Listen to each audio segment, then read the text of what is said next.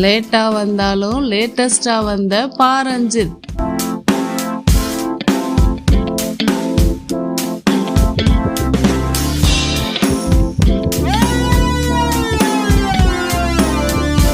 ஆசிய இளையோர் விளையாட்டு போட்டியில தங்கம் வென்ற கண்ணகி நகர் கார்த்திகாவை முதல்வர் மு.க. ஸ்டாலின், விசிக தலைவர் தொல் திருமாவளவன் உட்பட பல்வேறு அரசியல் கட்சி தலைவர்களும் பிரமுகர்களும் பாராட்டி பரிசுகளை கொடுத்தாங்க.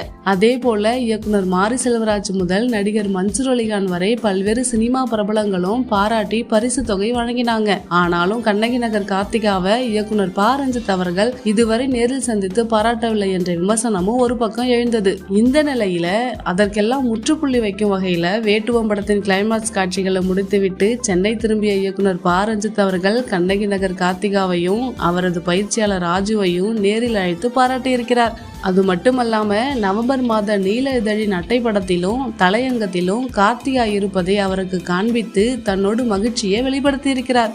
இயக்குனர் பாரஞ்சித் அவர்களின் இந்த செயல் குறித்து நீங்க என்ன நினைக்கிறீங்கன்னு கண்டிப்பா கமெண்ட் பண்ணுங்க.